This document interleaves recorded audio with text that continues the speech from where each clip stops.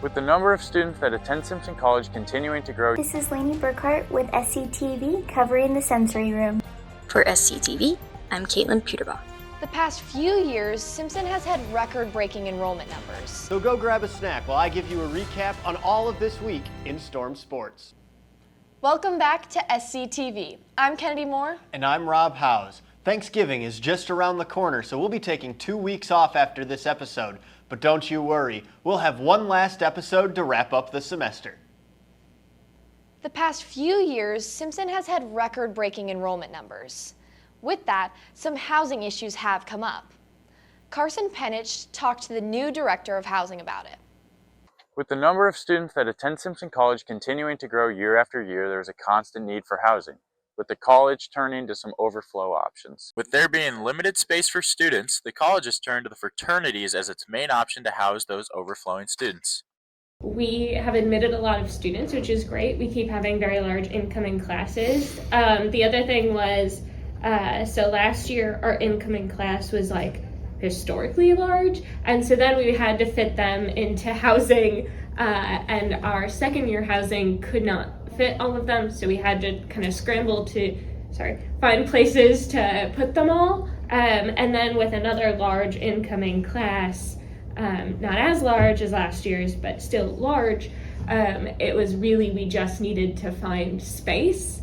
And so, yeah, it was the decision of those houses had open beds, and we just needed open beds.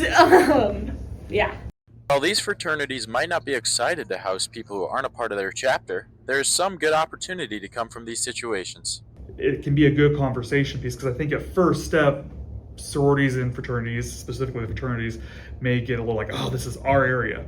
You're right, it is your space, but at the same time, if you can't, you need to think about recruitment. Even if this wasn't a situation, like, you need to think about the future and making sure that if you really believe in this fraternity, I'm a fraternity man, like, if you believe in this fraternity, you need to think about the future, not just, okay, like, we got our good friends now and we're good. No, recruitment's 24/7, 365. And so I think having this kind of housing congestion could be an opportunity for fraternities if that's how they look at it.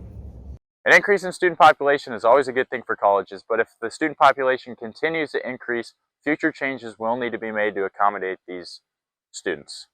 With SCTV, I'm Carson Penyich. Next up, Lainie Burkhart went to check out the new sensory room in the Center for Academic Resources. This is Lainie Burkhart with SCTV covering the sensory room. So a sensory room is a place that people can go to if they are needing to have a quiet space with minimal interactions with light, sound, feel, all of the senses. It's a place where you can kind of calm down, and if you are overwhelmed with what's going on, it's a safe space for you to go and kind of deal with calming your system down. If someone is starting to feel overstimulated or really, really run down, that they have a place between point A and point B where they're going on campus, they can just go into the sensory room. The room itself is in Cars, and that is in the Dunn Library. It is in Dunn 103.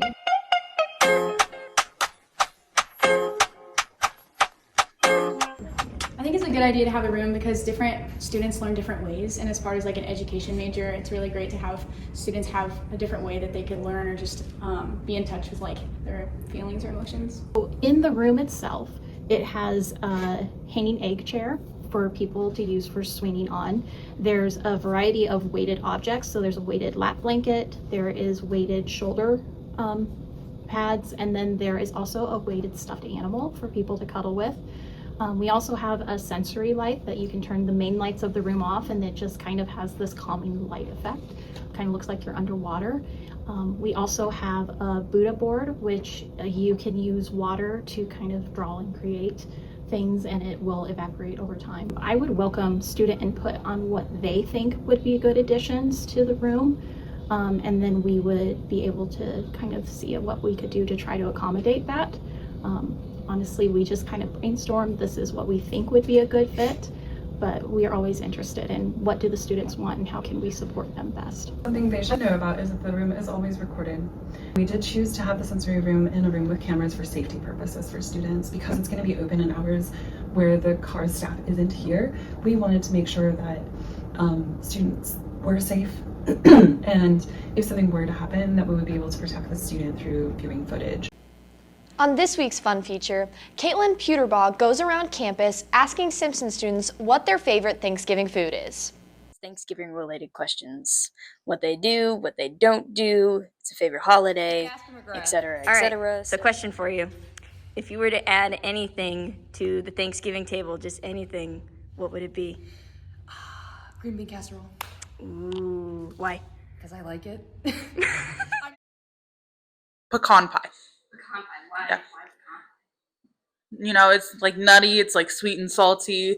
The crust is usually a little bit, like, because the juices of the pie usually get into it more, it's a little, like, not as, like, hard and just chalky going down like pumpkin pie usually is. I think pecan pie, unless you have a nut allergy, is a good safe option at any. So, which one is your favorite holiday, Halloween or Thanksgiving?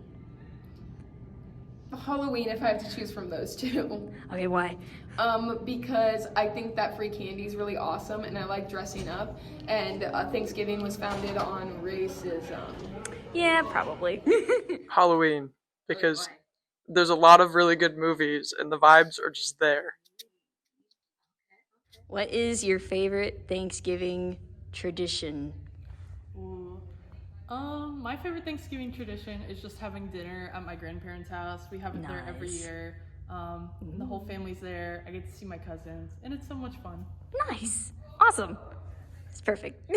I get to see like my whole extended family who I don't normally get to see, and spend time with my great grandma, which not many people get to do.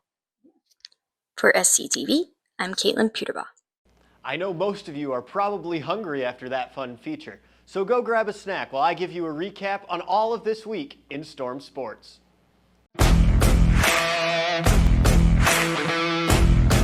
It was a packed house in Coles Fieldhouse tonight as your Storm volleyball team took on the Wartburg Knights in the first round of the American Rivers Conference Tournament, and this one did not disappoint. It was magical. Lack of a better term, it was just magical. The Storm had lost to the Knights 3-0 earlier this year, and the match looked bleak after falling in set 1, 26-24. But the Storm never worried as they took the next 3 sets and came away with the 3-1 victory. We just stuck together through thick and thin, and we talked about, organizing the chaos over on our side and creating chaos over on the other side. And it was a serving and passing game. We needed to make less unforced errors at the service line and then, stay in system with our passing. And they did a great job, and we were able to establish a middle, establish all of our hitters. And so that was really fun to see that turnaround in the second set. I'm glad history did not repeat itself, just coming from the conference. Fun fact, I have not won the first round conference tournament round in ever. So just doing that and just having the girls just fight and coming back and just all that kind of stuff, it was magical. Lack of a better term, it was just magical for us to do that. We're just super excited to get an advance. Not many people get this opportunity to play postseason this far, so we're super excited and grateful for the opportunity. Our team motto all year has been for each other, so we've been working for each other, going for every single ball in the gym, working hard every day for each other, and it paid off tonight. We could not ask for a better student section and fan base. It has been great all season, so we're super, super grateful to all of them. The Storm will head to Cedar Rapids to play against Coe College, the 2 seed, on Thursday. With Simpson Sports Media, I'm Rob Howes. The Storm men's and women's cross-country teams headed to Waverly for the Midwest Regional this Saturday. It was one of the warmest days for a regional meet in a long time. We started the day with the men's race. The Storm men entered this one ranked 7th in the region, looking to pull off an upset to qualify for nationals. Senior Cole Leggett and sophomore James Johnson were the Storm's top runners from the gun with a decent chance to qualify individually. They were on the verge the whole way, but it just wasn't enough as they were the first 2 finishers to miss the cut. I had a good career, built my way up. I was 16th, 17th in the region last year. To go just in a year to get to 26, felt pretty special. The Storm men finished 7th as a team, one of the highest finishes in program history. The women's race was a bit different as the Storm came into this one unranked in the region, looking to finish the season on a positive note. After a disappointing conference meet in Dubuque a couple weeks ago, the Storm got out hot early, putting themselves in a good position at the mile. They fell back a bit throughout the race, but still had a quality finish to the season. The top 5 spread of under a minute helped the team to an 18th place finish, beating a Buena Vista team that they lost to at conference. Both the men's and women's teams look to return most of their top 7 next year. With SCTV, I'm Rob Howes. A reminder, you can check out all Storm scores in this week's edition of The Simpsonian. Again, we won't have an episode for the next 2 weeks, but we hope you all have a great Thanksgiving break. I'm Kennedy Moore. And I'm Rob Howes. Roll Storm!